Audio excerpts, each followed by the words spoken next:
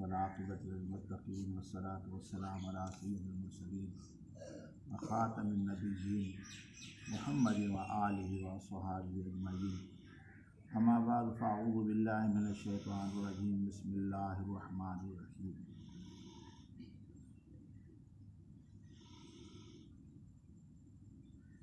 فلما بدأتها قالت رب إني وضعتها أنثى والله أعلم بما وضعت وليس الذكر كالأنثى وإني سميتها مريم وإني أعيذها بك وذريتها من الشيطان الرجيم.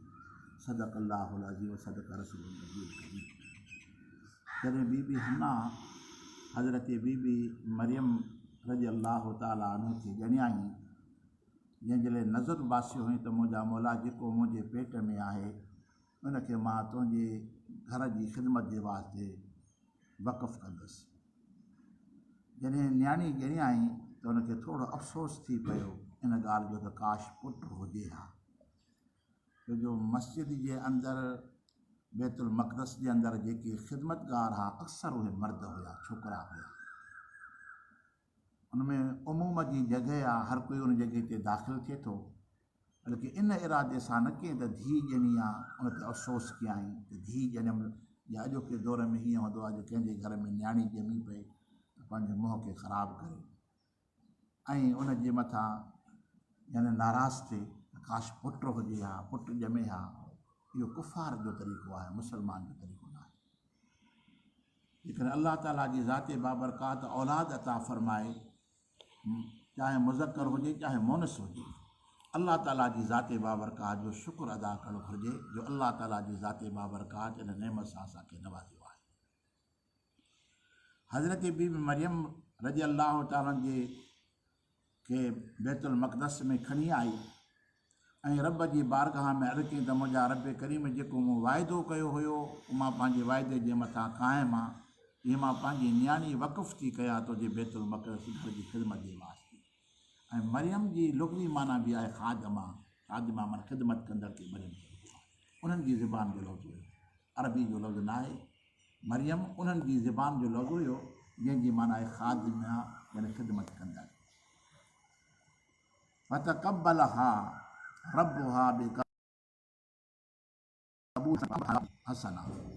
अल्लाह ताला जी ज़ाते बाबरकात उनखे क़बूल फ़रमाए, हुन पेश कयो। अल्लाह जी ज़ाते बाबरकात बीबी मरियम खे क़बूल फ़रमायो, सुहिणी क़बूलियत जे ऐं उनजी सुहिणी परवरिश फ़रमाई। कफ़लहा ज़करिया, ऐं उनजो कफ़ील उनखे कयईं हज़रत ज़करिया अलैहिस्सलाम। यानी हिनजी परवरिश कंदो केरु, पालींदो हिनखे कीअं। उते मस्जिद बैतुल मक़दस जे अंदरि अहबार रहंदा हुआ, आबिद ज़ाहिद रहंदा हुआ, जंहिंजो तइदादु हुयो तक़रीबन मुफ़सर इकराम 27 ॼणा हुया, जेके उते वेही इबादत बि कंदा हुआ, माण्हुनि खे दीन हिदायत सम्झाईंदा हुआ। ऐं उन्हनि 27 ॼणनि जे अंदरि हिकिड़ो अल्लाह जो नबी हज़रत ज़करिया अलैहिस्सलाम हुयो। हज़रत ज़करिया अलैहिस्सलाम उनजी परवरिश खे क़बूल कई त नंढी निंगरी केरु पालींदो, माइट बि हुयो ऐं अल्लाह जो नबी बि।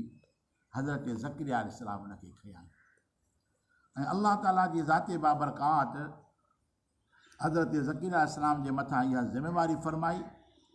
कुल्लमा दख़ल अलैहा ज़करियल मिहराब वजद इंदहा रिज़्क़ा। हज़रत ज़करिया अलैहिस्सलाम जी ज़ाते बाबरकात जॾहिं बि बीबी मरियम वटि दाख़िल थींदो हो त उन वटि अजीब रिज़्क़ ॾिसंदो हो। यानी नंढड़ो नींगर हुजे या नींगरी हुजे, उनजे पालण जे लाइ उनजी माउ हूंदी आहे। जेकॾहिं माउ न हुजे त पोइ दाई मुक़ररु कबी आहे जेका उनजी परवरिश करे, उनखे खीरु पीआरे। हाणे हिन जॻह ते कुल मर्द हुया, हिन जी परवरिश केरु करे? अल्लाह ताला जी ज़ाते बाबरकात बचपन खां ई वठी हज़रत बीबी मरियम जी परवरिश जो ज़िम्मो रब पाण खयो ऐं उनजी रोज़ी अल्लाह ताला जन्नत मां मोकिलींदो। नंढड़ी हुई ऐं खीर पियाक हुई ऐं जन्नत जी खुराक में वरी अहिड़ी बरकत हुई, दुनिया जी त रोज़ी कोन हुई न, उहो जन्नत वारी खुराक खाए त जेतिरो माण्हू ॾींहं में वॾो थिए न, उहो हिकिड़े ॾींहं जे अंदरि महीने जेतिरी वॾी थी पई वञे।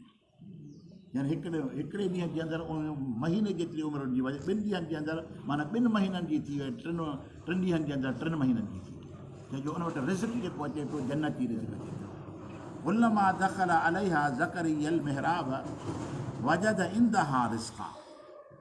हज़रत ज़करिया अलैहिस्सलाम जो आयो जो नज़र करे ॾिसे त उनजे अॻियां रिज़्क़ पियो आहे, पर रिज़्क़ में अजीब रिज़्क़ आहे, तव्हांजो त आहे।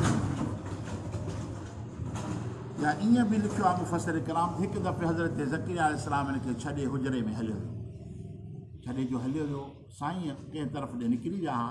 कुझु ॾींहंनि खां पोइ हुनखे ॻाल्हि यादि आई, छो जो उहा त हुनजी किफ़ालत में हुई, उनजी ख़िदमत कंदो, उनखे रोज़ीनो पहुचाईंदो या उनजी देखभाल कंदो हुयो। कुझु ॾींहंनि खां पोइ हुनजी अलाह ताला जे नबी जो ख़्यालु उनजी तरफ़ ॾे मबज़ूल थियो त मां त मरियम खे बंदि करे ॿाहिरों तालो हणी हलियो आयो आहियां, अलाए छा हुनजो हाल थियो। किन लिखियो आहे त 8 ॾींहं गुज़री विया, किन लिखियो आहे त 15 ॾींहं गुज़री विया। पोइ अलाह जे नबी ओचितो जो अची दर खोलियो, नज़र करे ॾिसे त उनजे अॻियां क़िस्मे क़िस्मे मेवा पिया आहिनि। ॾिसी करे हैरान थी वियो, ॾिसी करे चवणो त काल या मरियम, फरमाए त ए मरियम अन्ना लके हाज़ा, ही किथां आया?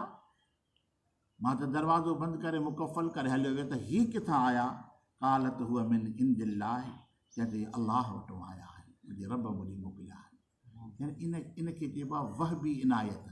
हिकिड़ो ॿारु हूंदो आहे, ॼमंदो आहे, थोरो समझदार थींदो आहे, पोइ हुनखे अबु अमड़ अलाह जो नालो सेखारींदा आहिनि, अब अमड़ जो नालो सेखारींदा आहिनि, पोइ वरी मदरसे में अचे, मस्जिद में अचे, क़ुर पाक जी तालीम हासिलु करे, पोइ उनखे कलमो पढ़ायो वेंदो, कलमे पाक जी तारीफ़ ॿुधाई वेंदी। पर हाणे हीअ मरियम जेका अलाह जे नबी जी किफ़ालत में हुई, पर जॾहिं अलाह ताला जी ज़ाते बाबरकात कंहिंजे मथां बख़्शिश फरमाईंदो आहे न, उनजे मथां करम नवाज़ी फरमाईंदो आहे, त बचपन सां ई अलाह ताला जी ज़ाते बाबरकात उनजे अंदरि पंहिंजी महिरबानी खे वॾियत फरमाईंदो आहे। यानी इहो नबियुनि जे लाइ त ख़ासि आहे, पर हिन आयत मुबारक मां साबित थिए थो अलाह ताला जी ज़ाते बाबरकात जंहिं कंहिं पंहिंजे ॿाननि मां या कंहिं ॿानीअ खे चाहे त अलाह ताला जी ज़ाते बाबरकात उनखे पंहिंजी मार्फत तां फरमाईंदो। हाणे बीबी मरियम जो वेठी हुन में हज़रत ज़करिया अलैहिस्सलाम खां पुछा कयो त अन्ना लके हाज़ा, ही काॾां आया? दरवाज़ो बि बंदि हुयो, चाबी बि मूं वटि हुई। कालत हुआ मिन इंदिल्लाह, इहो मुंहिंजे रब करीम मुंहिंजे मोकिलिया। यानी अलाह ईअं बि फरमाईंदो आहे, करम फरमाईंदो आहे पंहिंजे ॿारनि जे मथां। इन अल्लाह यरज़ुक़ु मन यशाअ बिग़ैर हिसाब, बेशक अल्लाह ताला रिज़्क़ ॾिए थो जंहिंखे घुरे बग़ैर हिसाब जे, बग़ैर ॻण जे अल्लाह ताला जी ज़ाते बाबरकात अता फरमाईंदो। हुनालिक दआ ज़करिया रब्बहू, हुनालिक जी माना उते जिते बीबी मरियम हुई उन जाइ ते दआ ज़करिया रब्बहू, हज़रत ज़करिया अलैहिस्सलाम पंहिंजे रब खे सॾु कयो। काल रब हबली मिन लदुनक ज़ुर्रियतन तय्यबतन इन्नक समीउ दुआ।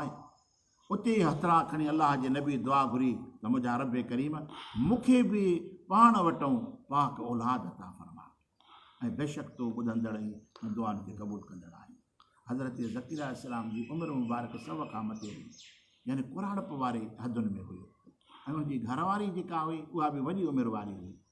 हाणे हीअ जो अलाह ताला जी कुदरत जा बुरहान ॾिठाई, करामत अलाह जी वलिया जी जो ॾिठाई, त हाणे ॾिठे त उनजे अंदरि जेके मेवा पिया हुआ, अहिड़ा मेवा पिया जंहिंजी मौसम बि कोन हुई, छोजो मेवनि जो तालुक़ु मौसम सां बि हूंदो आहे। अहिड़ा पिया हुआ हज़रत ज़करिया अलैहिस्सलाम पंहिंजे रब जी इन कुदरत खे ऐं अलाह ताला जे महिरबानी खे ॾिसी करे ऐं रब जी बारगाह में दुआ घुरी त मौला मौला मूंखे बि त औलाद अता फरमा, इन उमिरि जे अंदरि त मूंखे बि औलाद अता फरमा, पर मिन लदुनक ज़ुर्रियतन तय्यबतन, पर औलाद आम न बल्कि पाक औलाद अता।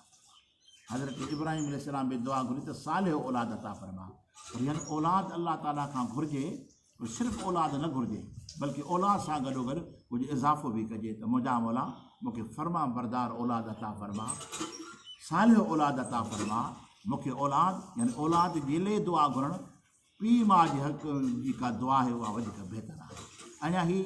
अञा औलाद अञा आई कोन्हे की अलाह खां घुरे थो पियो, अॻु में इहो शर्त रखे थो मुंहिंजा मौला त औलाद कम वारी उहा ई हूंदी आहे जेका फर्मा बरदार हूंदी आहे।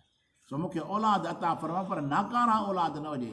ईअं त खोड़नि खे औलाद मिले थी पई, जेके औलाद पीउ माउ जे लाइ अज़ाब आहिनि, माशरे जे लाइ वॾी हिकिड़ी बुराई आहे, उनजो हुजण ई जेको आहे सो वॾो नुक़सानकार आहे। पर अल्लाह जे नबी रब जी बारगाह में दुआ घुरी ते मुंहिंजा रब करीम मूंखे औलाद अता फरमा, पर पाक औलाद, सालियो ऐं आबिद ज़ाहिद औलाद अता फरमा। पोइ हक़ जे अंदरि जेका दुआ घुरी अल्लाह जे नबी ख़ुदा ताला जी ज़ाते बाबरकात उते हुनजी क़बूल फरमाए। जंहिं जॻह ते बीठो हो यानी बसि दुआ घुरी, वरी उते महराब में ई कंहिं निमाज़ जी नियत कई, निमाज़ पढ़णु शुरू कई। निमाज़ शुरू कई त फनादतुल मलाइकत, निमाज़ जी हालति में अलाह जे मलाइक जी सॾ कयसि। वहुव क़ाइम युसल्ली फिल महराब, उहो बीहंदड़ हुयो ऐं महराब में बीही करे उते निमाज़ पढ़े पियो त अलाह जे मलाइकनि खे सॾ कयो। नादतुल मलाइकत अन अल्लाह युबश्शिरुक बियहया, युबश्शिरुक बियहया मुसद्दिक़म बिकलिमतिन मिनल्लाहि व सय्यदन व हुसूरन व नबिय्यम मिनस्सालिहीन। ऐं उते ई अलाह जे मलाइक उनखे ॿुधाए त बेशक अलाह ताला जी ज़ाते बाबरकात तोखे ख़ुशख़बरी थो ॿुधाए साण यहया जी, ऐं तुंहिंजो पुटु हूंदो जंहिंजो इस्म मुबारक हज़रत यहया आहे। मुसद्दिक़म बिकलिमतिन मिनल्लाहि, जेको अलाह जे कलमे जी तस्दीक़ कंदो, व सय्यदन सरदार हूंदो, व हुसूरन ऐं बुराइनि खां बचियलु हूंदो, व नबिय्यम मिनस्सालिहीन ऐं अलाह जे ख़ासि नबियुनि मां हूंदो। यानी जहिड़ी दुआ घुरी अलाह ताला जी ज़ाते बाबरकात सुठियुनि सुठियुनि वसफ़ुनि सां अलाह ताला जी ज़ाते बाबरकात उनखे बचिड़ो अता फरमायो। पर कहिड़ी हालति में? उहो निमाज़ वारी हालति में बीठो हो ऐं अलाह जे मलाइक उन सां अची ॻाल्हायो। ऐं निमाज़, हाणे इन में खोड़ मसइला अचनि था पिया साम्हूं त अलाह ताला जी ज़ाते बाबरकात जी बंदनि जे मथां वॾी करम नवाज़ी आहे। ऐं हिन आयतनि सगोरनि जे अंदरि अलाह ताला जी ज़ाते बाबरकात असांखे पाण जी तरफ़ ॾे रग़बत ॾियारे थो पियो। माना त हमेशह तूं पंहिंजे रब खां घुरंदो कर, उहो ई रब आहे जेको पंहिंजे प्यारनि खे अता फ़रमाए थो, सालिहीन खे अता फ़रमाए थो। तूं बि उन सां उन्हनि जी कड़ी आहे, तूं बि उन्हनि सां ॻंढियल आहे, तूं बि अलाह जी बारगाह में ईअं रब खे ॿाॾाईंदो कर त अलाह ताला जी ज़ाते बाबरकात तोखे बि, तुंहिंजे घर खे, तुंहिंजे बचनि खे आबाद फरमाए। हज़रत ज़करिया अलैहिस्सलाम अलाह जी बारगाह में अर्ज़ु कई त मौला मूंखे पाक औलाद अता फरमा। अलाह ताला जी ज़ाते बाबरकात पुटु ॾियाई थो पियो जंहिंजो नालो हज़रत यहया अलैहिस्सलातु वस्सलाम, जेको हज़रत ईसा अलैहिस्सलाम जो मासात थिए थो पियो। यानी इहो वरी 6 महीना 4 महीननि खां पोइ वरी हज़रत ईसा अलैहिस्सलाम जी विलादत थी आहे। हज़रत यहया अलैहिस्सलाम जी ज़ाते बाबरकात जो अलाह ताला वसफ़ूं बयानु फरमायूं त इहो मुसद्दिक़म बिकलिमतिन मिनल्लाह, या अलाह जे कलमे जी तस्दीक़ कंदो। हिन बिकलिमतिन मां मुराद हज़रत ईसा अलैहिस्सलाम आहे, यानी उन जी इहो तस्दीक़ कंदो इहो अलाह जो सचो नबी आहे। ऐं सय्यदन सरदार हूंदो, ऐं हसूरन उनखे चइबो आहे जेको औरतुनि खां परे रहे, यानी परहेज़गार, एॾो बुराई खां परे रहे। व नबिय्यम मिनस्सालिहीन, ऐं ख़ासि नबियुनि मां हूंदो। अलाह ताला जी ज़ाते बाबरकात हज़रत ज़करिया अलैहिस्सलाम खे निमाज़ जी हालति जे अंदरि हुन बचिड़े जी बिशारत अता फरमाई। अलाह ताला जी ज़ाते बाबरकात असांखे पंहिंजे कलाम जी सम्झ ऐं उनजे मथां अमल करण जी तौफ़ीक़ अता फरमाए। वमा तौफ़ीक़ी इल्ला बिल्लाह।